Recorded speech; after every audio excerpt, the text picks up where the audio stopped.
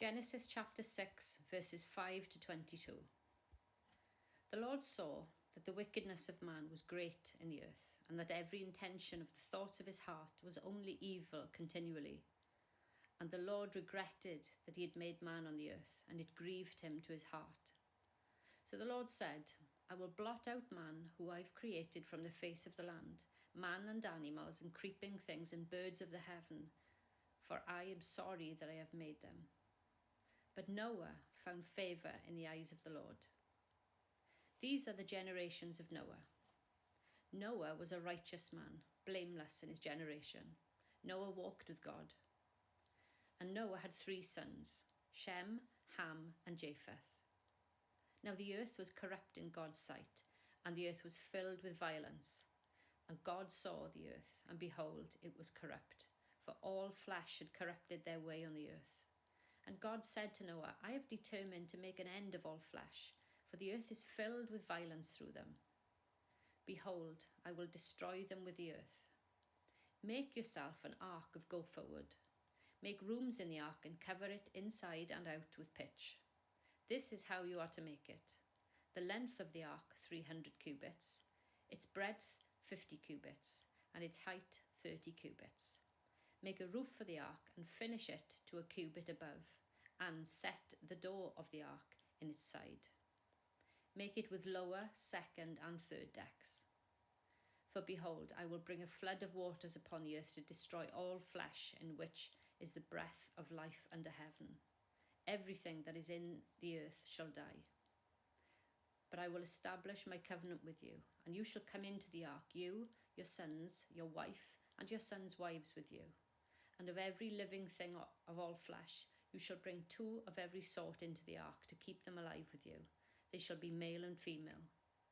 Of the birds according to their kinds, and of the animals according to their kinds. Of every creeping thing on the ground according to its kind.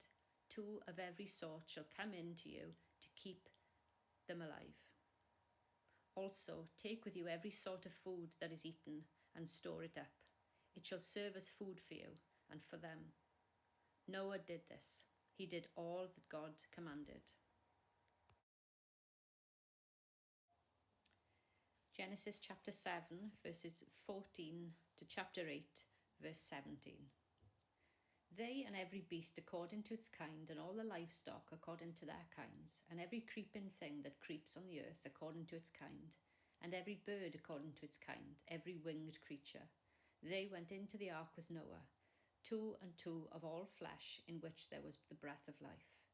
And those that entered, male and female of all flesh, went in as God had commanded him, and the Lord shut him in.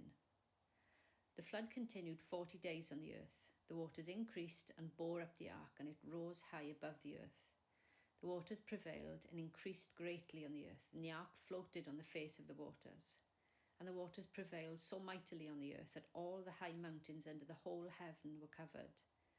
The waters prevailed above the mountains, covering them 15 cubits deep, and all flesh died that moved on the earth, birds, livestock, beasts, all swarming creatures that swarm on the earth, and all mankind. Everything on the dry land in whose nostrils was the breath of life died. He blotted out every living thing that was on the face of the ground, man and animals and creeping things and birds of the heavens. They were blotted out from the earth. Only Noah was left, and those who were with him in the ark. And the waters prevailed on the earth 150 days. But God remembered Noah, and all the beasts and all the livestock that were with him in the ark. And God made a wind blow over the earth, and the waters subsided. The fountains of the deep and the windows of the heavens were closed. The rain from the heavens was restrained, and the waters receded from the earth continually. At the end of 150 days, the waters had abated, and in the 7th month, and on the 17th day of the month, the ark came to rest on the mountains of Ararat, and the waters continued to abate until the 10th month. In the 10th month, on the first day of the month, the tops of the mountains were seen. At the end of 40 days, Noah opened the window of the ark that he had made and sent forth a raven. It went to and fro until the waters dried up from the earth. Then he sent forth a dove from him to see if the waters had subsided from the face of the ground. But the dove found no place to set her foot, and she returned to him to the ark, for the waters were still on the face of the whole earth. So he put out his hand and took her and brought her into the ark with him. He waited another 7 days, and again he sent forth the dove out of the ark. And the dove came back to him in the evening, and behold, in her mouth was a freshly plucked olive leaf. So Noah knew that the waters had subsided from the earth. Then he waited another 7 days, and sent forth the dove, and she did not return to him any more. In the 601st year, in the first month, the first day of the month, the waters were dried from the face of the earth. And Noah removed the covering of the ark and looked, and behold, the face of the ground was dry. In the 2nd month, on the 27th day of the month, the earth had dried out. Then God said to Noah, "Go out from the ark, you and your wife, and your sons wives with you.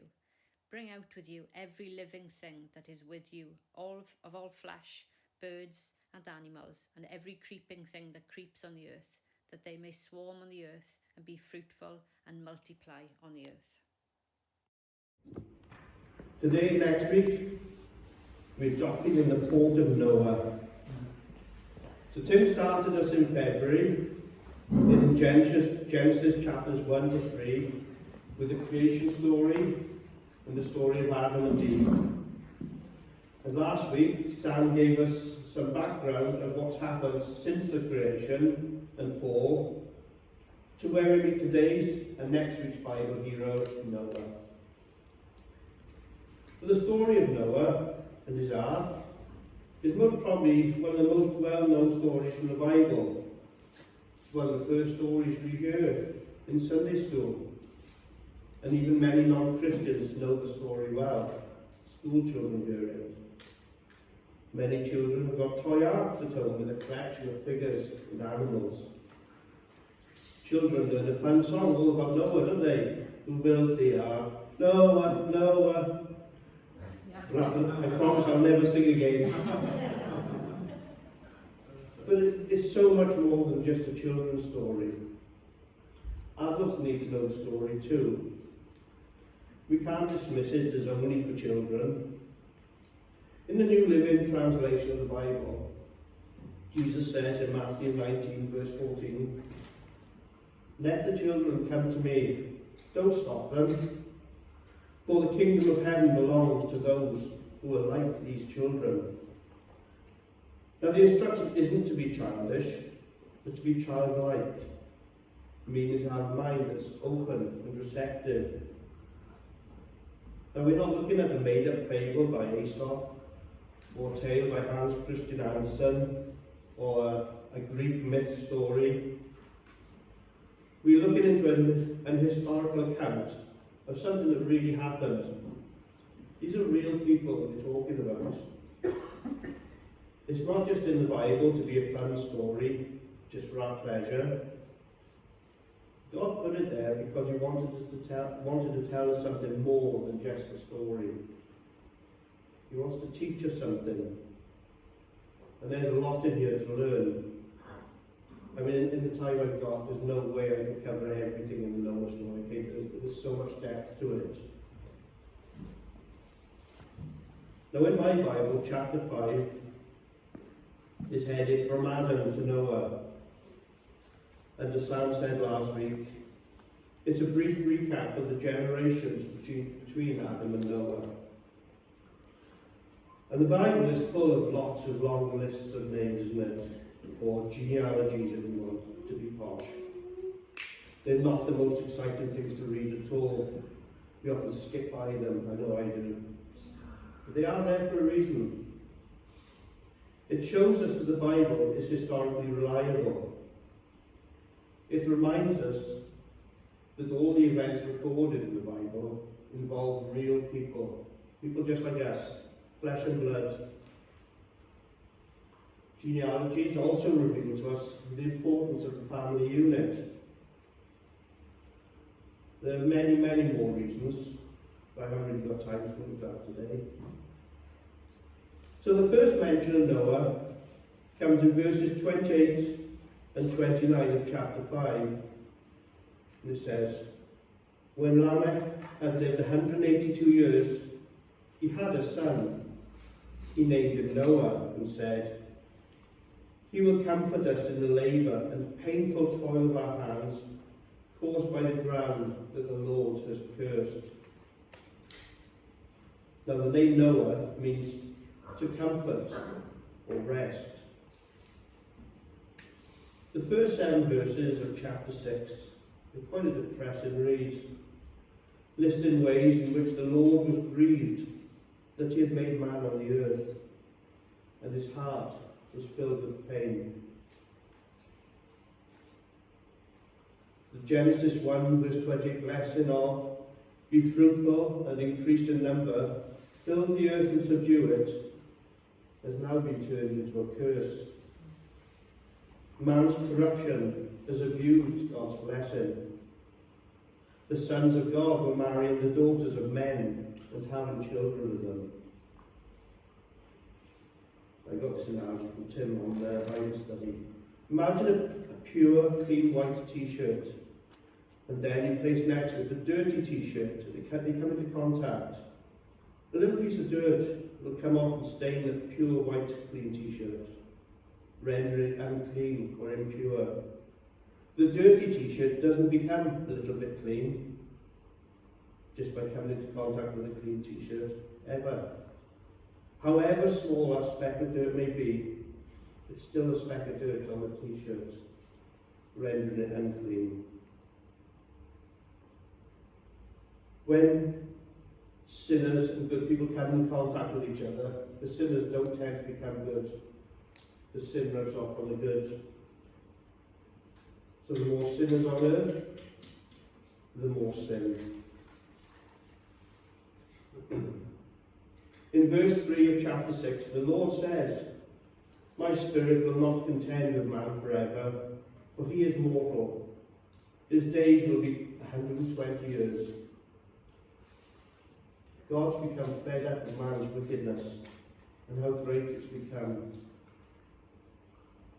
So he decides to wipe mankind from the face of the earth. It's not looking good, is it? But there's hope. There's always hope. Things may look very negative or sour for man right now, and though he doesn't realise it, there is hope. And it comes in the shape of a man that no one would have expected, a man over 500 years old. Verse 8 and 9 tell us, and I like this verse, "But Noah found favour in the eyes of the Lord." This is the account of Noah. He was a righteous man.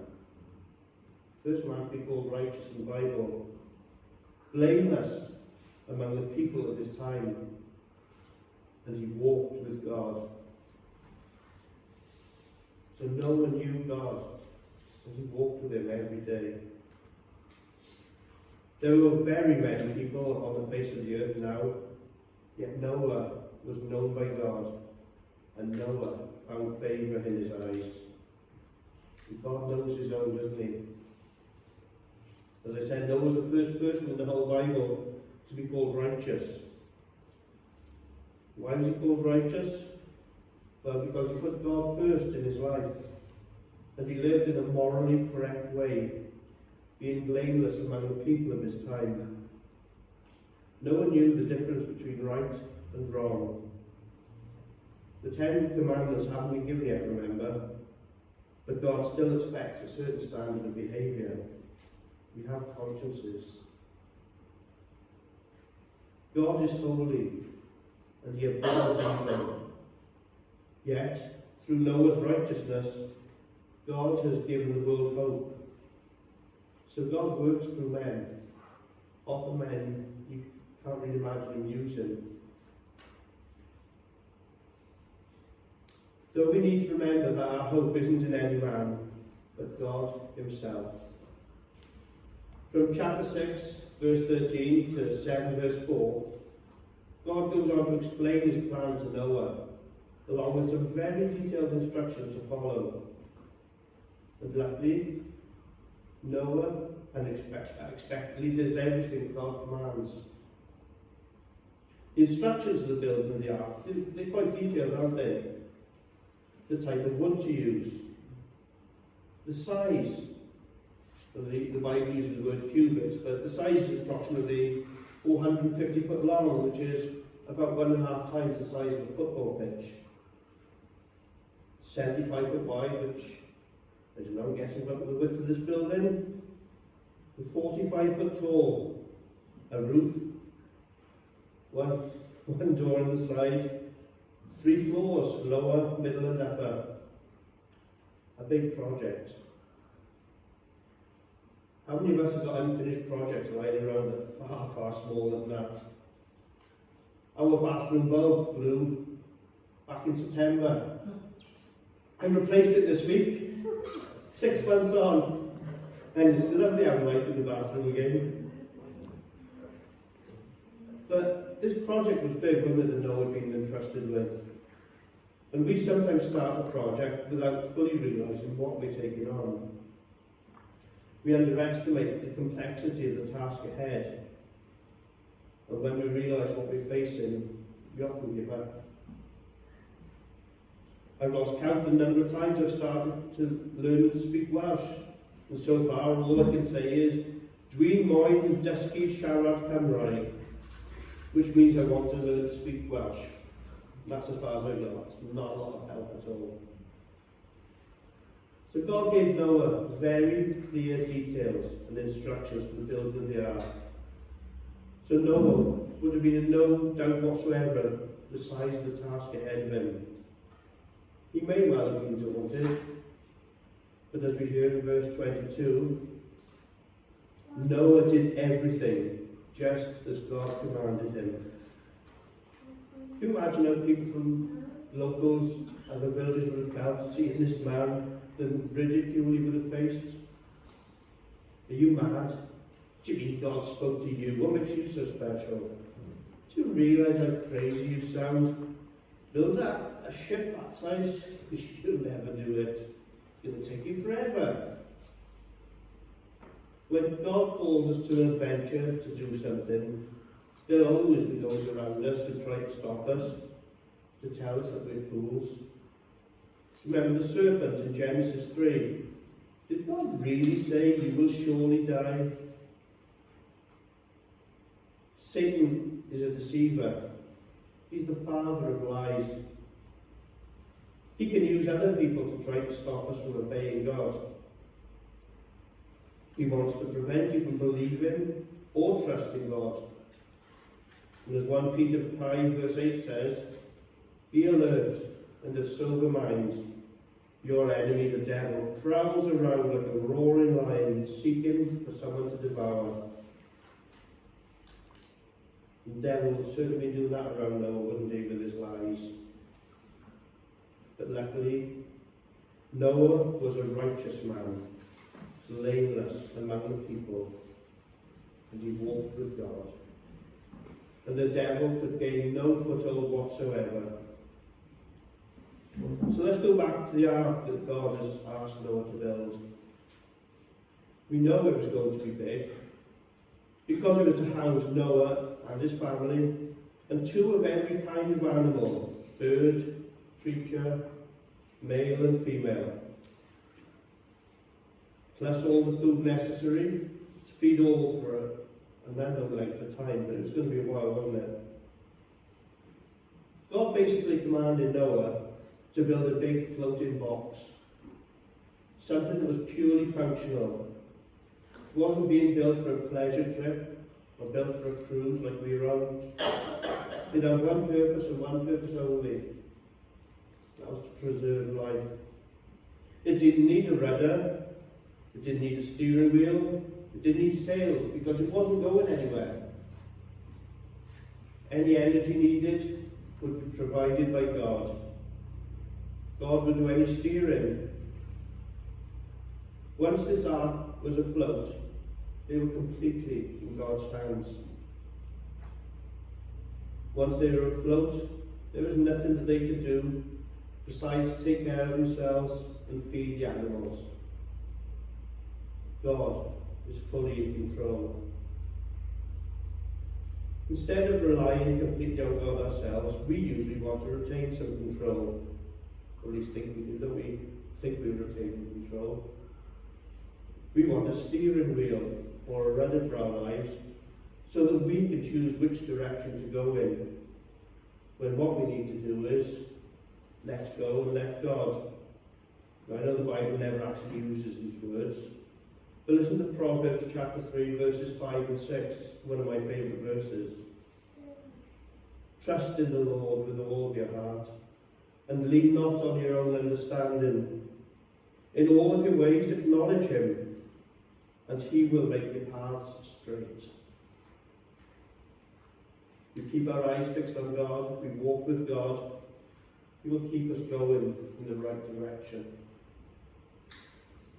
Isaiah 55, verses 8 to 9 say, For my thoughts are not your thoughts, neither are your ways my ways, declares the Lord. As the heavens are higher than the earth, so are my ways higher than your ways, and my thoughts than your thoughts. When we want to obey God, we need to place all of our trust in him. He always knows better than us, because he knows more than us. In chapter 7, verses 2 to 3, they're very similar to verses 19 to 20 in chapter 6, both referring to the number of animals to be brought on board. But in chapter 6, God says 2 of every kind. And when you look forward in chapter 7, it says, Take with you 7 of every kind of animal and bird, which I found a bit puzzling. And in verse 4, God says, 7 days from now I will send rain for 40 days and 40 nights. So in just 3 verses, the number 7 has been repeated 3 times. Now in the Hebrew scriptures, if something's repeated 3 times, it emphasises that a person, a theme, or an event is important, and we should take notice of it. Number 7 means perfection or completeness.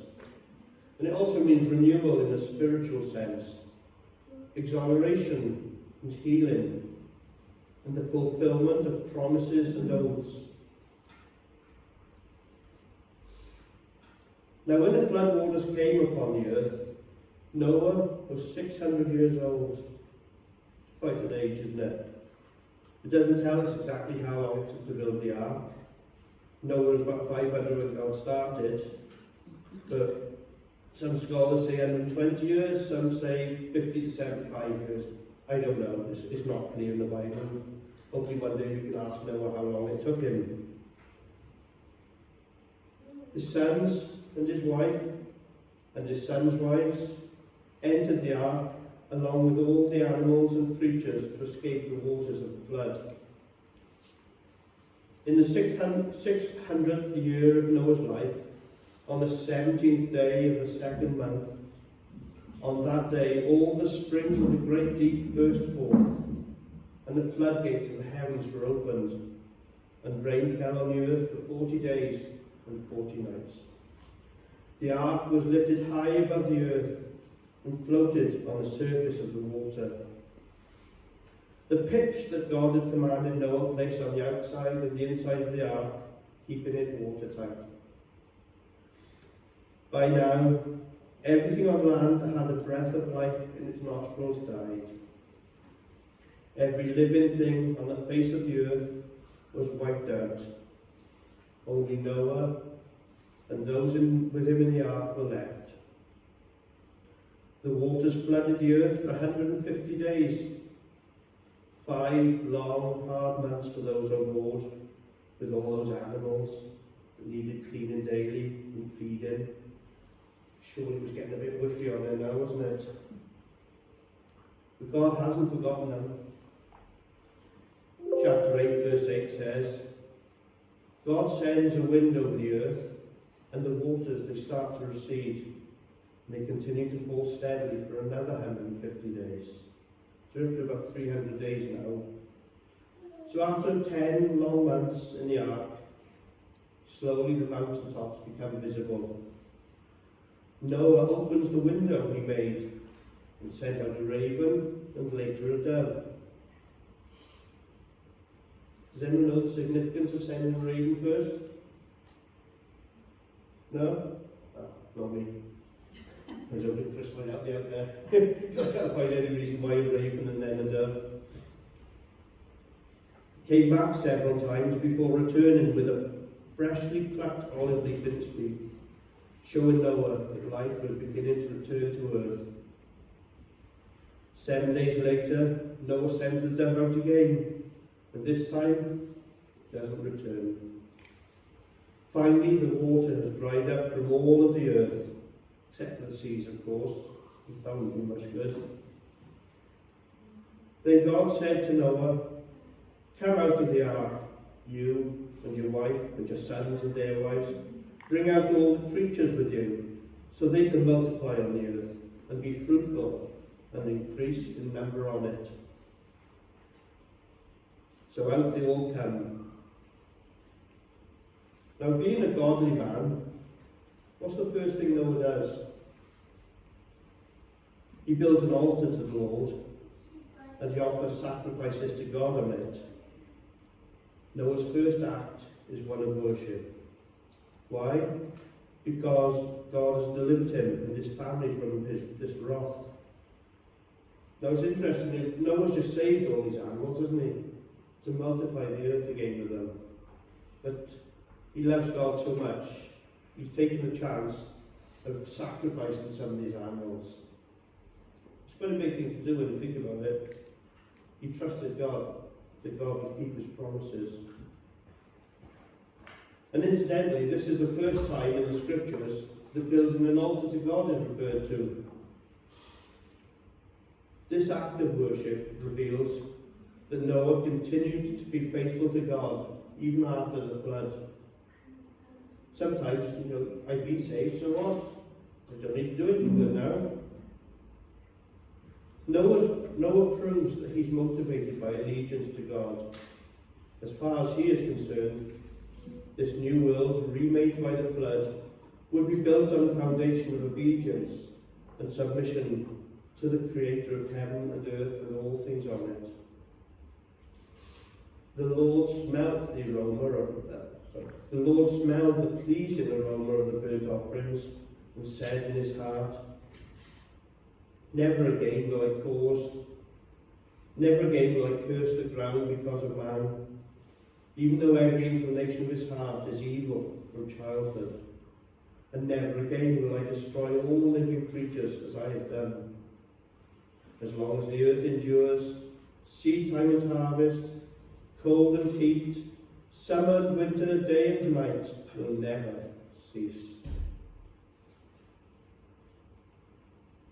So hopefully we've learned a few things about Noah this morning. People often look at Noah and just think to themselves, oh yeah, the chap who built an ark for the animals. But that's not how God looks at Noah.